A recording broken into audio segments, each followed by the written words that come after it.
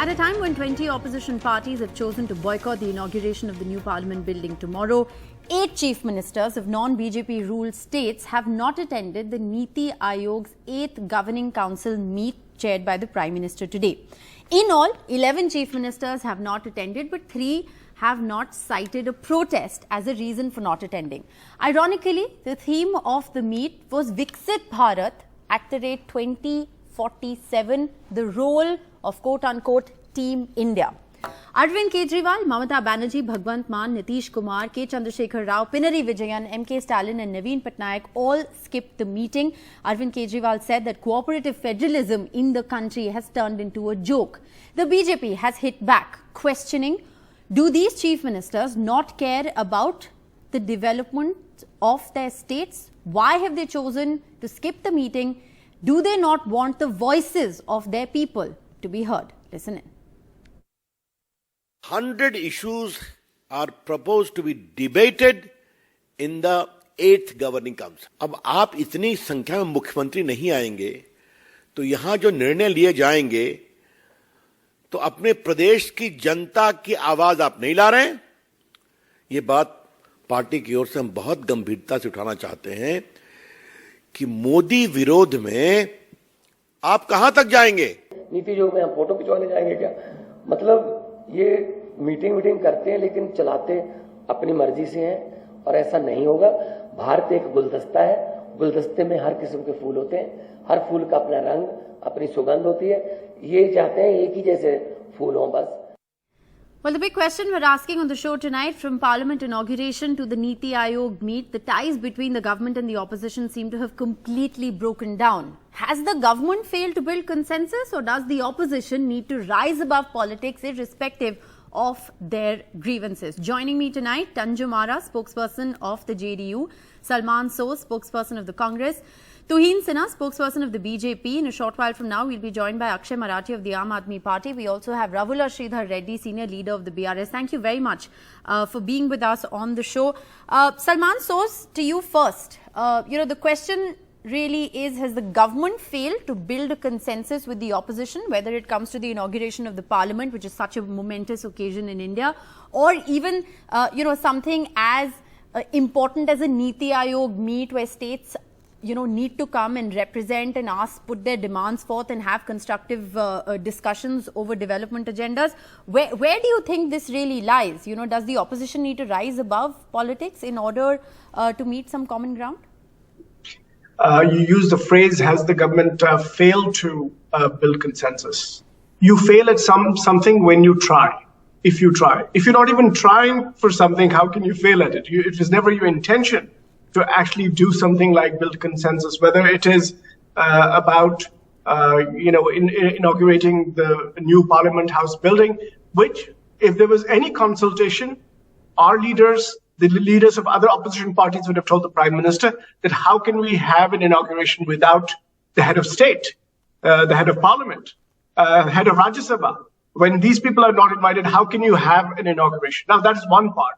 The other part is the chief ministers who are boycotting the Niti Aayog meeting. Yes. You see, there's a lot of trust deficit, as far as I can tell, between the ruling party and the opposition. And frankly, for that, the blame squarely lies with the Prime Minister and his politics.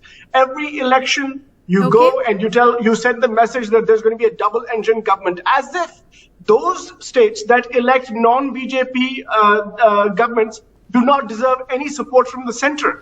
The center's money is not Bap Kamal. The center's money is these are taxpayer funds, and they are to be equitably distributed between states. So this whole idea that there's going to be a double-engine sarkar, if you do not elect us, we will break these parties and then steal their MLAs and form governments. Well, that's the larger question that's been raised. But many would also argue, Salman Soos, that if you don't come to the table to talk, then how are many of these issues expected to be ironed out? But you've made an important point on consensus building, and let me get Tuhin Sinha of the BJP to respond to that.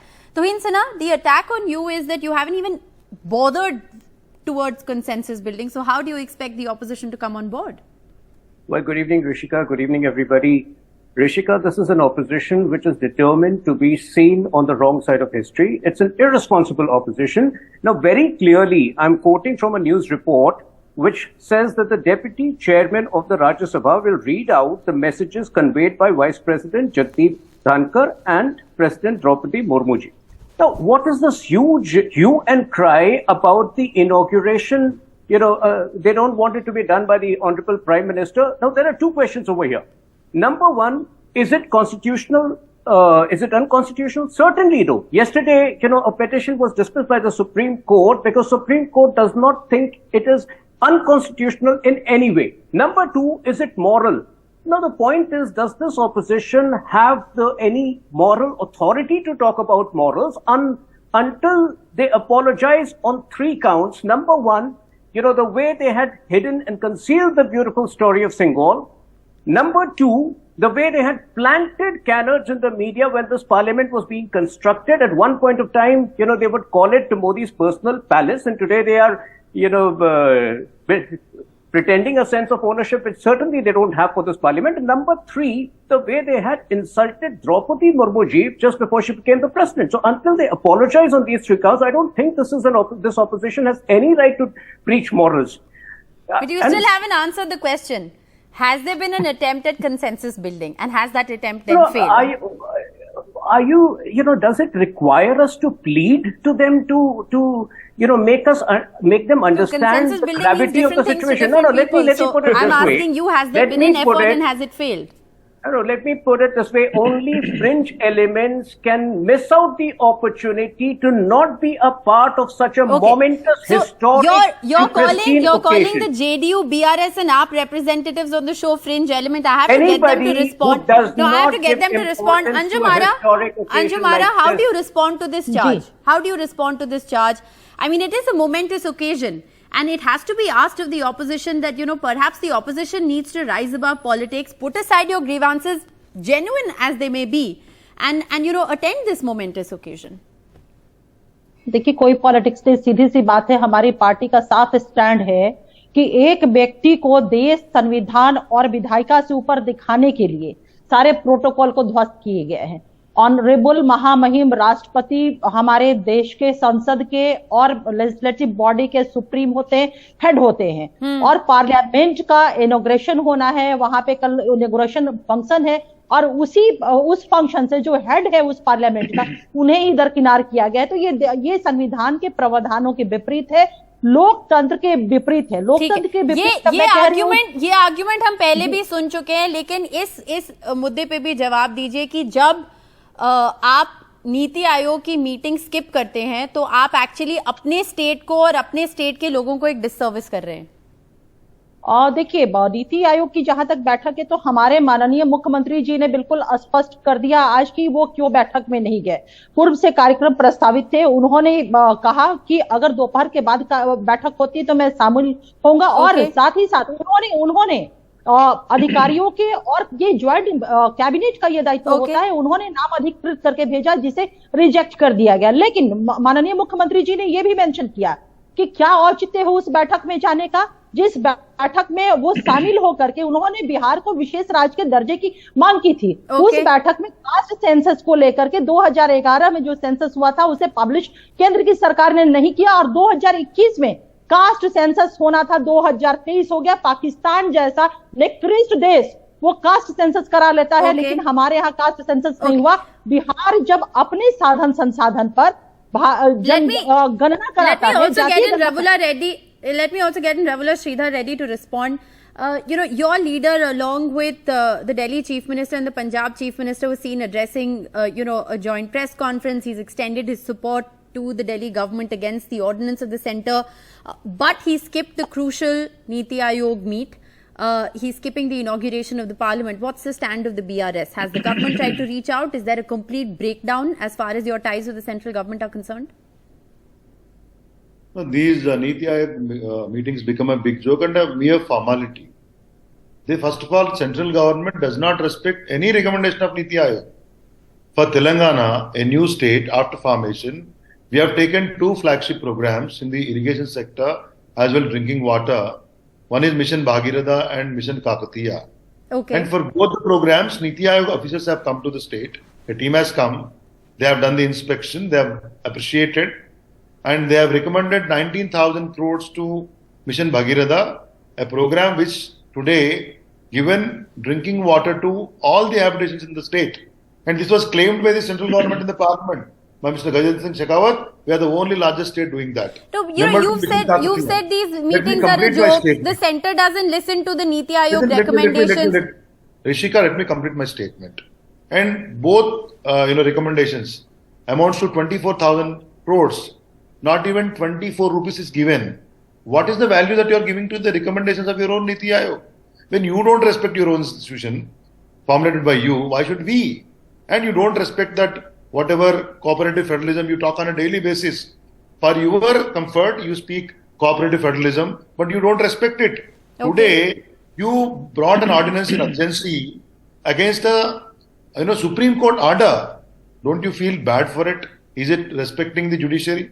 Is it respecting the rights and powers of the state governments? At one end, you behave in such a fashion. We are in democracy, Rishika. We are not in dictatorship. But like I said, Mr. Reddy, the big question is, whatever be your grievances, as genuine as some of them may be, do you think that the opposition needs to rise above politics and grievances in order to attend momentous occasions, important meetings like the one today? This meeting has no importance. This become a photo op. Okay. 8 chief ministers, understand, they are elected, popular chief ministers of their respective states. Do you think that they don't understand what this meeting is all about? Okay, so you're saying that skipping the meet is not mere symbolism? One second. I heard Ravi Shankar Prasad. What a big joke. 100 things are to be discussed in 8 hours. I don't know what sort of discussion takes place there. 100 things. Can anybody, are they Superman or what? How much time a chief minister gets? You don't give us any information before, and 100 things are discussed, shut out and formulated. Wow. Akshay Marathe, how do you respond? How do you respond to those who say? Finally, I have not spoken on the Parliament thing. You made your point. Akshay Marathe, how do you respond to those who say that the opposition needs to rise above politics? The opposition needs to figure out a way to come to some kind of common ground. Skipping a momentous occasion like the inauguration of a new parliament, the temple of democracy, doesn't augur well for India. Government doesn't have the responsibility of to understand. What doesn't augur well for India is the fact that we have a prime minister who does not care at all for any constitutional values and principles, any democratic principles, as he has demonstrated very clearly. If you look at what has happened in Delhi, it is a popularly elected Aam Aadmi Party government which got its powers after an 8-year-long struggle in the Supreme Court. And within 8 days of getting power for the people of Delhi and the government that they elected, the prime minister overturned the Supreme Court's order and passed an ordinance. Now, in this situation, how is a chief minister of Delhi supposed to go in front of the prime minister and play the facade and the joke of cooperative federalism when the reality is for all of us to see? There is a parallel track running. On the one hand, the prime minister is doing this drama and facade of inaugurating a new parliament, showing he's a democratic leader. But on the other hand, he's using every tool in his playbook to destroy opposition-ruled state governments. He sends ED, CBI after them. His party buys off MLAs. His party uses ordinances and unconstitutional methods to take control of opposition-ruled governments. Okay. What kind of a democracy is left now? What is the point of doing this photo op? All parties have put forth their points. I have to get Tuhin Sinha to respond to what's been said. One thing. Lot of criticism the government's made. No attempt at consensus building. Important meetings like Niti Aayog have been reduced to a photo opportunity according to the opposition because the government themselves, according to them, doesn't take the Niti Aayog recommendation seriously. I mean, what we're looking at is a complete breakdown of ties between the opposition and the government. Rishika, 10 seconds to me before... Let me get Tuhin Sinha to respond. If the opposition manufactures all kinds of alibis and excuses to bunk their regular work, the government is not responsible for it. Let me ask the PRS, what is a joke? Is the aspirational district program a joke? Is the Nal Se Jal program a joke? Has there been any discrimination in the, in the allotment of funds for the Nal Se Jal Karyakram or the aspirational district program? They have uplifted the poor, and that is what they have a problem with. Secondly, let me come to JDU. The caste census which they were executing in Bihar has been held back by first the High Court and then the Supreme Court because the manner was considered fallacious. So please don't blame the central government for it if the court find your process fallacious. Today, Nitish Kumar says this parliament was not required. Does he understand? Is he even aware of the fact that as per delimitation, the total number of constituencies goes up by a whopping 63%. From 543, it goes up to 888. Now, what is he talking? Where would you accommodate these people? Yes, it was supposed to be constructed in 2026, but we are 3 years before time because this is a government which works at exceptional pace. Okay.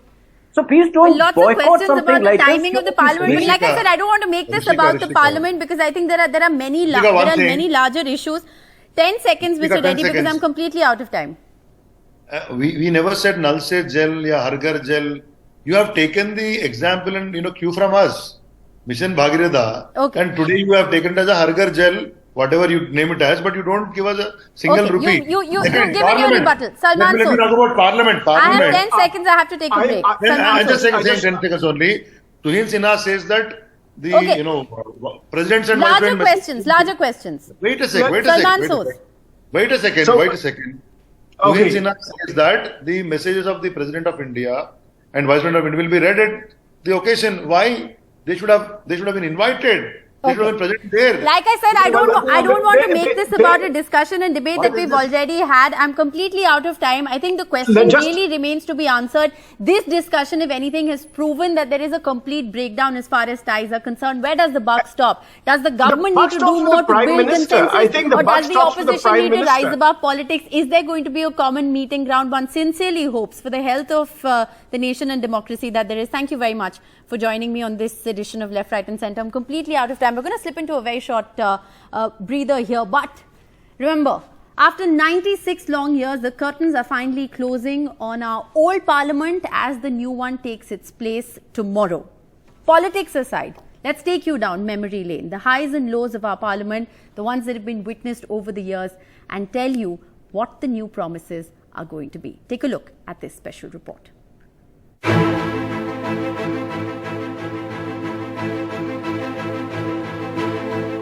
Delhi's most iconic building, the pride of our democratic system, this red sandstone structure that has been standing tall for the last 96 years is soon to be turned into history itself.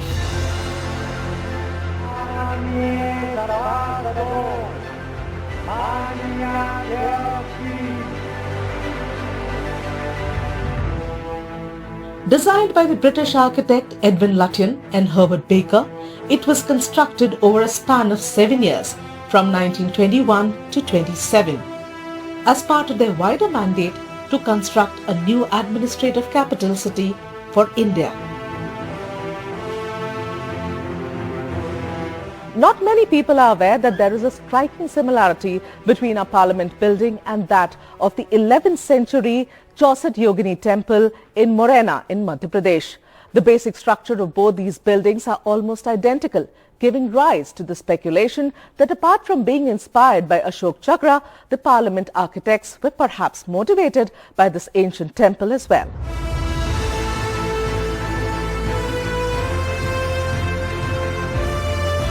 Moments that shaped the history of India were witnessed in this celebrated building that houses the legislature. Long years ago, we made a tryst with destiny, and now the time comes when we shall redeem our pledge, not wholly or in full measure, but very substantially. At the stroke of the midnight hour, when the world sleeps, India will awake to life and freedom. अभी तो मैं पढ़कर दंग रह गया जब मैंने श्रीमती सोनिया जी का भाषण पढ़ा. It is a government that has betrayed the mandate of the people. हम यहाँ लोगों से चुन के आए हैं और जब तक लोग चाहेंगे हम रहेंगे. आपका मैंडेट कौन होता है, हमारा फैसला तय करने वाला है. जीएसटी न्यू इंडिया की एक टैक्स व्यवस्था है. जीएसटी डिजिटल भारत की टैक्स व्यवस्था है. जीएसटी सिर्फ ईज ऑफ डूइंग बिजनेस नहीं है, GST way of doing business की भी एक दिशा दे रहा है. और इसलिए मैं ये कहूंगा कि कानून भले कहता हो जनता जनार्दन के प्रति जवाबदेह बने रहना है। पूज्य संतगण, आदिनम की महान प्रेरक परंपरा साक्षात सात्विक ऊर्जा का प्रतीक है। आप सभी संत शैव परंपरा के अनुयायी हैं। आपके दर्शन में जो एक भारत श्रेष्ठ भारत की भावना है, वो स्वयं भारत की एकता और अखंडता का प्रतिबिंब है। आपके कई आदिनम के नामों में ही इसकी झलक मिल जाती है। आपके कुछ अधिनियम के नाम में कैलाश का उल्लेख है।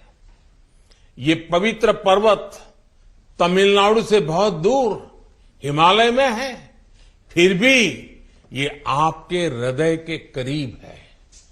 शैव सिद्धांत के प्रसिद्ध संतों में से एक तिरुमूलर के बारे में कहा जाता है कि वो कैलाश पर्वत से शिव भक्ति का प्रसार करने के लिए तमिलनाडु आए थे।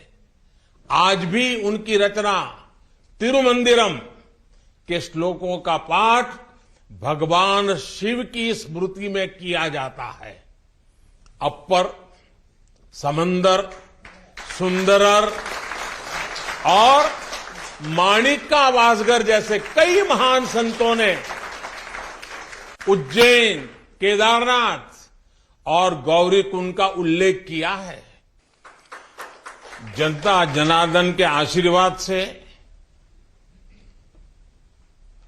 आज मैं महादेव की नगरी काशी का सांसद हूं, तो आपको काशी की भी बात बताऊंगा। धर्मपुरम आदीनम के स्वामी कुमार गुरुपरा तमिलनाडु से काशी गए थे। उन्होंने बनारस के केदार घाट पर केदारेश्वर मंदिर की स्थापना की थी। तमिलनाडु के तिरुपन्नदाडु में काशी मठ का नाम भी काशी पर रखा गया। इस मठ के बारे में एक दिलचस्प जानकारी भी मुझे पता चली है। कहा जाता है कि तिरुपन्नदाडु का काशी मठ तीर्थ यात्रियों को बैंकिंग सेवाएं उपलब्ध कराता था। कोई तीर्थ यात्री तमिलनाडु के काशी मठ में पैसे जमा करने के बाद काशी में प्रमाण पत्र दिखाकर वो पैसे निकाल सकता था। इस तरह शैव सिद्धांत के अनुयायियों ने सिर्फ शिव भक्ति का प्रसार ही नहीं किया, बल्कि हमें एक दूसरे के करीब लाने का कार्य भी किया। पूज्य संतगण, सैकड़ों वर्षों की गुलामी के बाद भी तमिलनाडु की संस्कृति आज भी जीवंत और समृद्ध है, तो इसमें आदिनम जैसी महान और दिव्य परंपरा की भी बड़ी भूमिका है। इस परंपरा को जीवित रखने का दायित्व संत जनों ने तो निभाया ही है, साथ ही इसका श्रेय पीड़ित, शोषित, वंचित सभी को जाता है कि उन्होंने इसकी रक्षा की, उसे आगे बढ़ाया। राष्ट्र के लिए योगदान के मामले में आपकी सभी संस्थाओं का इतिहास बहुत गौरवशाली रहा है। अब उस अतीत को आगे बढ़ाने, उससे प्रेरित होने और आने वाली पीढ़ियों के लिए काम करने का समय है। पूज्य संतगण, देश ने अगले 25 वर्षों के लिए कुछ लक्ष्य तय किए हैं। हमारा लक्ष्य है कि आजादी के 100 साल पूरे होने तक एक मजबूत, आत्मनिर्भर और समावेशी विकसित भारत का निर्माण हो। 1947 में 1947 में आपकी महत्वपूर्ण भूमिका से कोटि-कोटि देशवासी पुनः परिचित हुए हैं। आज जब देश 2047 के बड़े लक्ष्यों को लेकर आगे बढ़ रहा है, तब आपकी भूमिका और महत्वपूर्ण हो गई है। आपकी संस्थाओं ने हमेशा सेवा के मूल्यों को साकार किया है। आपने लोगों को एक दूसरे से जोड़ने का, उनमें समानता का भाव पैदा करने का बड़ा उदाहरण पेश किया है। भारत जितना एकजुट होगा उतना ही मजबूत होगा। इसलिए हमारी प्रगति के रास्ते में रुकावटें पैदा करने वाले तरह तरह की चुनौतियां खड़ी करेंगे। जिन्हें भारत की उन्नति खटकती है, वो सबसे पहले हमारी एकता को ही तोड़ने की कोशिश करेंगे।